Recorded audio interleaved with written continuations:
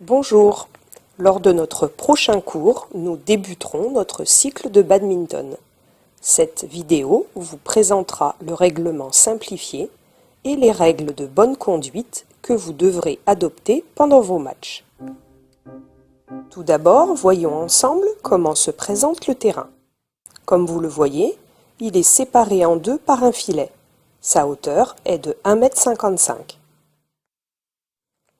Durant notre cycle de badminton, nous jouerons exclusivement en simple, c'est-à-dire 1 contre 1. Le terrain que vous voyez dispose de lignes qui sont utilisées pour les matchs en double, lorsqu'on joue 2 contre 2. Par exemple, les couloirs latéraux sur le côté ne font pas partie du terrain de simple. Par conséquent, lorsque le volant tombera dans un de ces couloirs, il sera jugé faux. Par contre, le couloir du fond fait partie du terrain de simple. Lorsque le volant tombera dans ce couloir, il sera jugé bon. Par conséquent, le terrain de simple est le suivant. Seuls les couloirs latéraux ne comptent pas. Mais pour le service, les limites du terrain vont être différentes. Nous allons utiliser les carrés de service.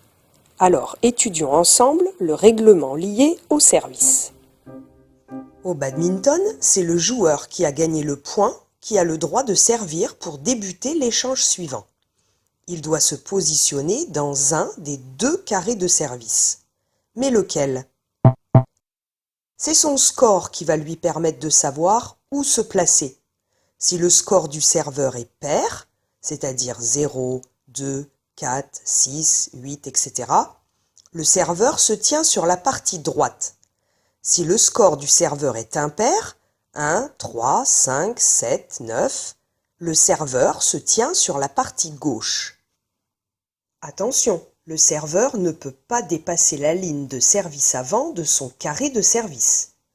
Il ne peut pas non plus servir sur tout le terrain de son adversaire. Il devra envoyer le volant dans le carré de service de son adversaire diagonalement opposé. Il lui sera donc également impossible d'envoyer au service le volant dans la zone rouge, car cette zone ne fait pas partie des carrés de service, et le volant doit forcément franchir la ligne de service avant de l'adversaire. Alors, regardons un exemple. Ici, le match commence, et le score est donc de 0 à 0. Sacha va donc se placer à droite, et doit envoyer le volant chez son adversaire Alix. Si le volant tombe dans l'autre carré, ou s'il ne franchit pas la ligne de service avant, son adversaire a intérêt à le laisser tomber à terre, car il aura marqué un point. Par contre, s'il le touche, le point commence.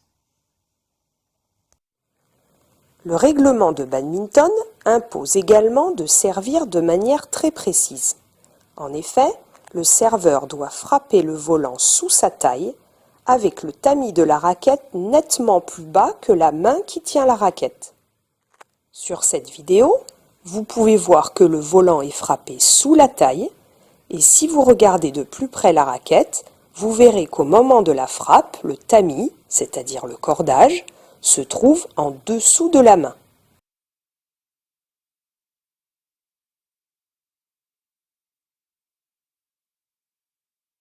Au service, il est donc interdit de frapper le volant en smash. Et après le service? Eh bien, je dois essayer de gagner le point en faisant tomber le volant sur le terrain de mon adversaire. Je peux me déplacer partout sur mon terrain, mais je ne dois pas toucher le filet, ni toucher 2 fois de suite le volant. Pour terminer cette vidéo, examinons ensemble les règles de bonne conduite, qu'on appelle aussi fair play, pour lequel vous serez aussi évalué. Je dois respecter les règles. Nous avons découvert le règlement du badminton qui nous servira de code commun. Le respecter, c'est aussi refuser de gagner par la tricherie. C'est compter sur son seul talent pour tenter d'obtenir la victoire. Je dois respecter l'arbitre. C'est accepter ses décisions, même si je pense qu'il se trompe. Il est facile de critiquer l'arbitre, Mais quand je serai à sa place, j'apprécierai qu'on respecte mes décisions. Je dois respecter mon adversaire. Mon adversaire est indispensable pour que je joue. Je dois agir avec courtoisie, sans injure.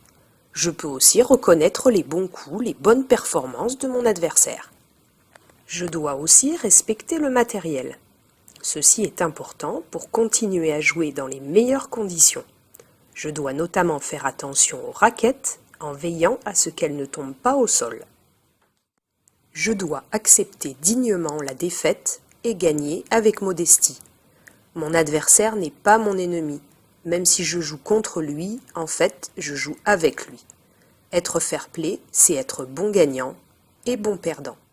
En résumé, je dois donc accepter la défaite et gagner avec modestie et simplicité, respecter les règles, l'arbitre et mes camarades. Je peux aussi me mettre au service de mes camarades pour leur permettre de progresser. Il ne me reste plus qu'à vous donner rendez-vous à votre prochain cours.